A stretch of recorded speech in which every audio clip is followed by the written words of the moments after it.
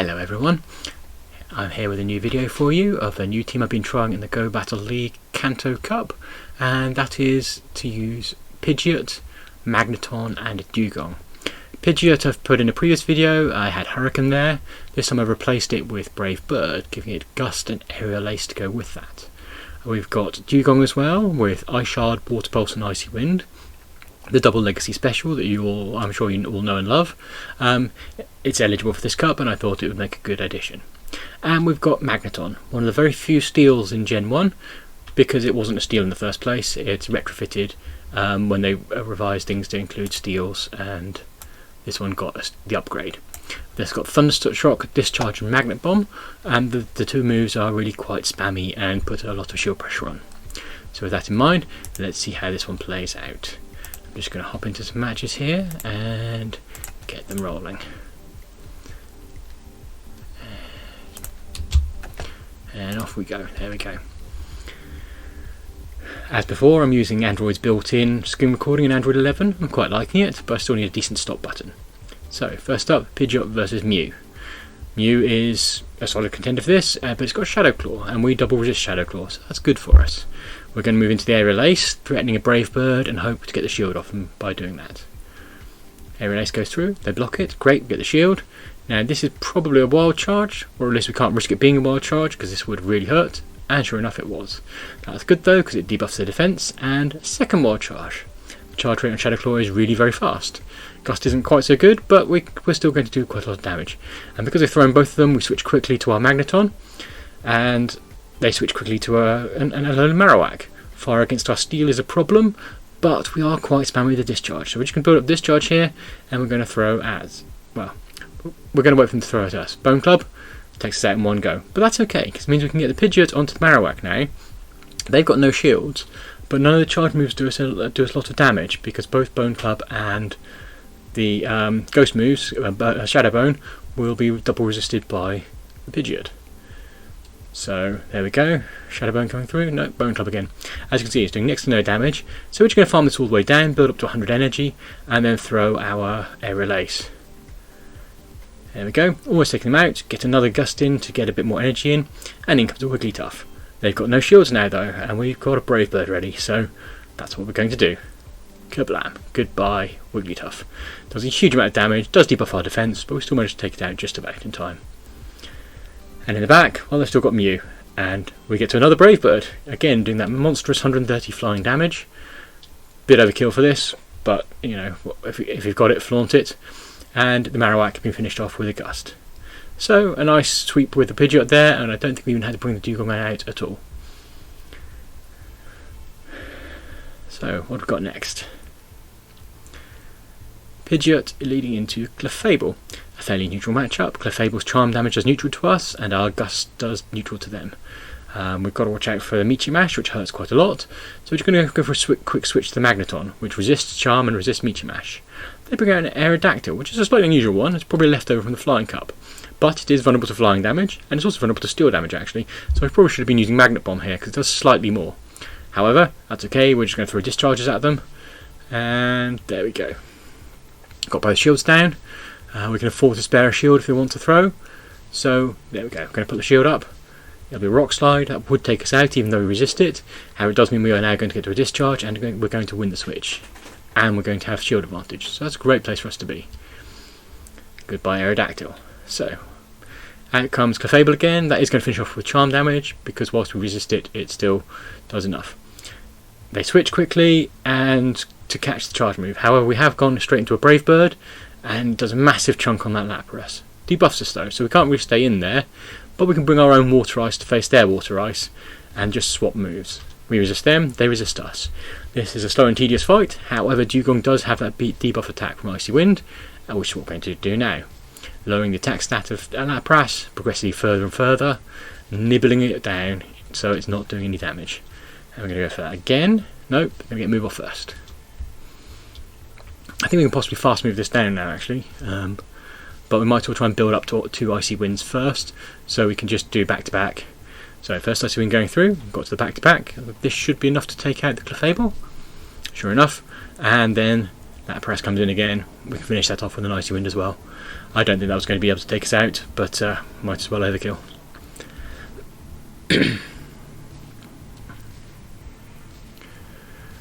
So next up, we're going into the idea between Magneton and Pidgeot and Dewgong is they've built similar vulnerabilities to fire and fighting. So the Alolan Marowak lead into Pidgeot is great for us because, obviously, as I said, we double resist both the moves they're likely to be having. On the off chance they've got Fire Blast, we do have to watch out, but they often don't. So the Bone Club does almost nothing, and we're just going to sit here and farm down. We're just going to build up to 100 energy, and right, so they're going to try another Bone Club, or are they going to go for Shadow Bone? Bone Club again. So I mean, the damage isn't adding up because the Fire Spins are doing neutral, but now they've brought the Dragonair out, we are going to now throw our Aerial Ace, hoping to bait them into thinking it's a Brave Bird, getting the shield as we wanted. And we've just about got enough energy to do both because we've got 45 and 55 energy cast and cost. So the Brave Bird will in fact just about take out the Dragonair. It's debuffed us, but we have won the switch advantage, so we might as well switch out. We can align the Magneton with their Clefable, which is good because we resist their charm and we hit for super effective with the steel damage. Get the shield, that's a good call on their part, it would have hurt them a lot. However, we're just going to do that again. So there we go. Magneton, Magnet Bomb. With a Maggot Bomb. Anyway, takes out the Clefable and out comes Marowak, at which point my opponent concedes. I don't think they'd want to get to Dewgong with a half health Marowak, so into their next match. Pidgeot into Clefable. So, as before, fairly neutral. We hit them quite hard with Gust, they hit us quite hard with Charm. We do get the energy advantage on them though, so we are going to build up to a Brave Bird and quickly go for a switch to Magneton. This will push him out, draws out the Marowak quite nicely, keeps it away from the Dewgong. I mean, Marowak is a bit of an annoying matchup for a Water Ice because it resists the ice damage. It is going to take us out quite quickly, but we are going to get to another Discharge here, and I don't think they can afford not to shield it, so let's see if we can get that shield off them. Okay, no, they are going to take us out. So we've lost, but we've got to gain shield advantage. We are going to let this land on the Pidgeot because, as I said, it doesn't do a lot of damage. It's a Shadow Ball. Does quite a bit, but still, we do resist it quite hard. So we are going to go for the farm down, and I should have just used a move because now it's farming me all the way down. This could go wrong because I've wasted all that energy. Incoming Shadow Ball, which we shield, and we are going to build up to an Icy Wind. And they've got an Electric. This isn't good for us. We are properly in trouble here. However, we're going to let it play out. We're going to Icy Wind the Electrode and try and take it down. I think if we can get to a Water Pulse, that will mostly take it out, but it's going to be quite tough. So let's go with it. Nope, another Electric move coming in. It's almost as spammy as Magneton, I think, but Foul Play is not quite as painful because it's not got Stab. Water Pulse might take this down, and there we go. Not quite. So we don't even get to see what their third one is. So it goes. Oh no. No. Still, good game to my opponent. Well played. I shouldn't have been farming quite so aggressively with Pidgeot. I think that might have gone a different way if I had, but so it goes. Next up, we are going to be leading into Pidgeot into Dragonair. So it's fairly solid this, because flying is neutral to Dragon, and the Dragon is neutral in return. We're hitting them quite hard, they're hitting us quite hard. Actually, the Gust and Dragon Breath do pretty much the same damage per turn, so we're just trading moves here. I've built up to the Brave Bird, and I switched in. The idea being that whilst the Aqua Tails here will hit me quite hard, I do actually resist the Dragon Breath because I'm a Steel type. So I can throw some Magnet Bombs in return, try and get the shields down and take out the Dragonair. And if I'm really lucky, I'll get the shields down so I can drop a Brave Bird on something in a minute. Anyway, so we put another shield in. This puts us into a shield deficit, but our energy gain rate is quite good, so we should be able to Magnet Bomb. And I'm going to get another shield here.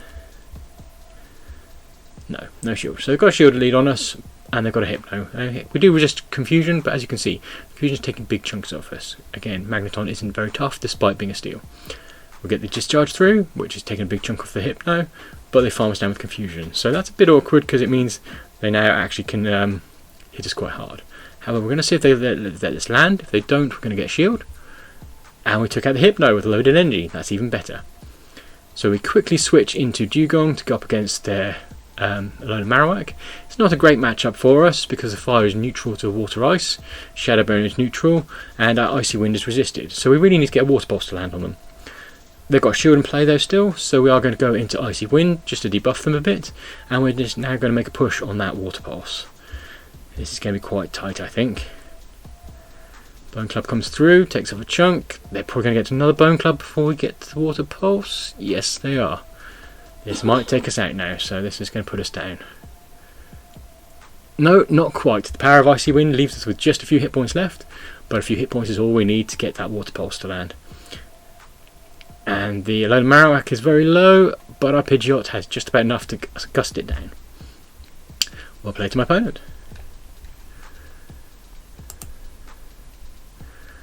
Right, what do we got next?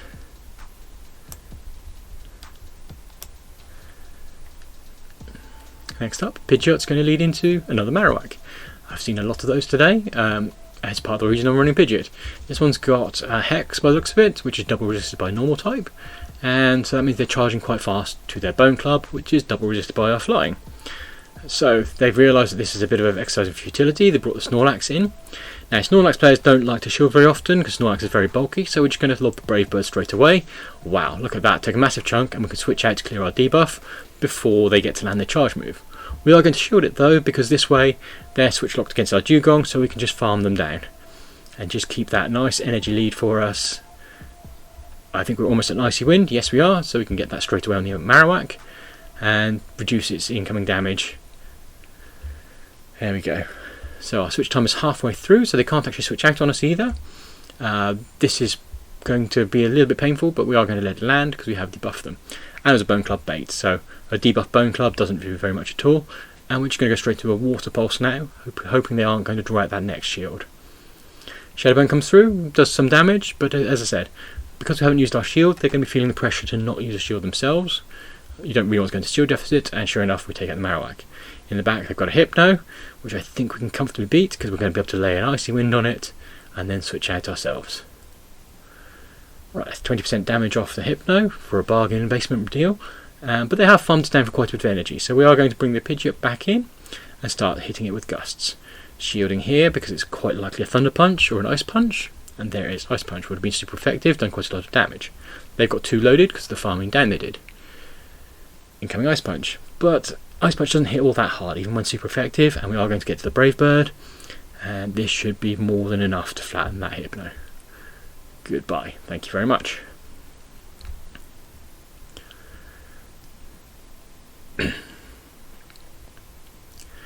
So what do we got next? Next up, Pidgeot leading into Charizard. I haven't seen many of these, but I've seen a few, and it is quite an even matchup here. They're fire spinning us. Gust is actually doing more damage than fire spin. As you can see, its health's going down quite fast. So we're going to throw a shield here because I think we can win this matchup. It's a Dragon Claw. Dragon Claw doesn't do an awful lot of damage. We are going to return with a Brave Bird because, well, if they shield this, great, we've got a shield, and if they don't, we take them out. Either way, we can switch based on whatever they turn. Now this is where I made a mistake, because obviously Dewgong versus Raichu is a terrible matchup for us, whereas if I brought Magneton in, I'd be in a much better place. So I am just pretty much going to let Dewgong go down and just curse myself for being an idiot. But so it goes. We're going to stick the debuff on the Raichu and get the shield, so that'll do.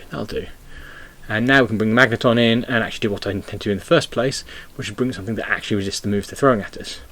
It's still not a great matchup though, because electric resists steel and electric resists electric, so we are kind of hitting each other for resisted moves. There you go, Thunder Punch is coming through, doesn't do a lot of damage, but Magneton's pretty squishy. We're building up a bit of an energy boost extra, and we're going to throw our own. So that gets the shield off them, and we don't quite get to another one. So we just want to shield here, because we don't really want to be going electric versus flying. So we're going to try and build up to another Discharge, and there we go. This will hopefully take them out. Yes. So we're relying on whatever they've got in the back, which is a Beedrill. And now bugs just don't like flying types at all, particularly not when there's no shields and they've got Brave Bird. So they've charged quite quickly, so there's probably... Okay, there's a Drill Run. I assumed it might not be, but either way, Drill Run we resist quite hard, and an Aerial Ace will do plenty here. So, there we go. Even when resisted, Drill Run does quite a lot of damage, but the flying type does double resist it. So, what have we got next?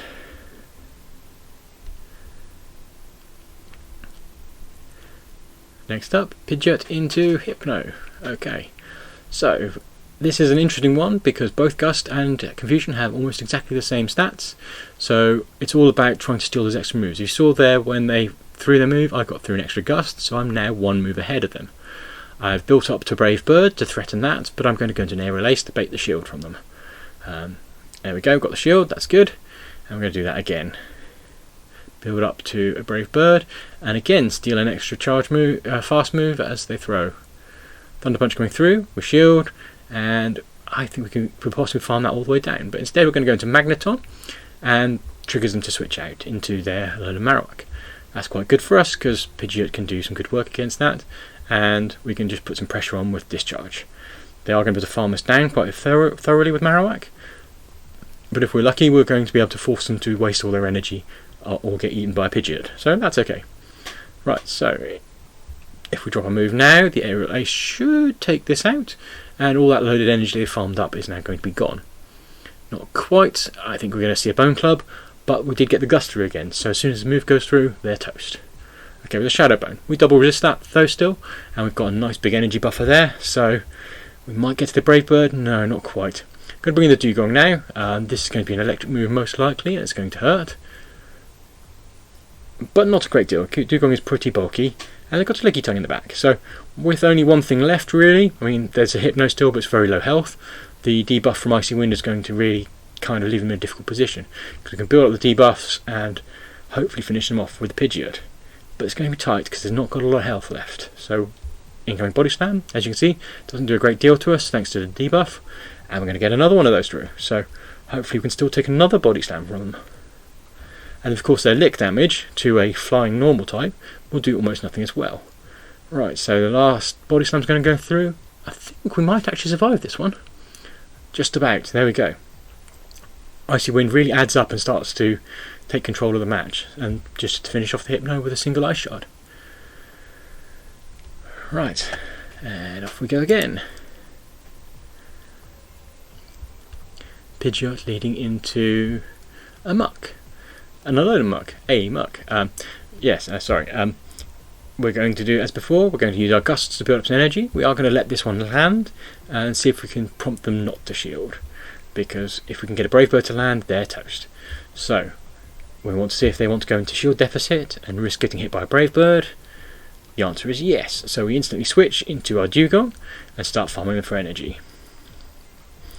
You never ever want to stay in with after you've dropped a debuff move if you can avoid it, unless you've got two loaded back to back, which you can't with Brave Bird because it costs too much. They've brought out their Blastoise, and Water versus Water Ice is a quite rough matchup. They are going to be able to probably Body Slam us, I'd have thought. Hydro Cannon probably here. That charge time is for Hydro Cannon. So that's not going to do us a lot, and the Icy Wind's going to cumulatively debuff them, reducing the amount of damage they do. Second Icy Wind going through, that drops them to 66% damage. And there we go.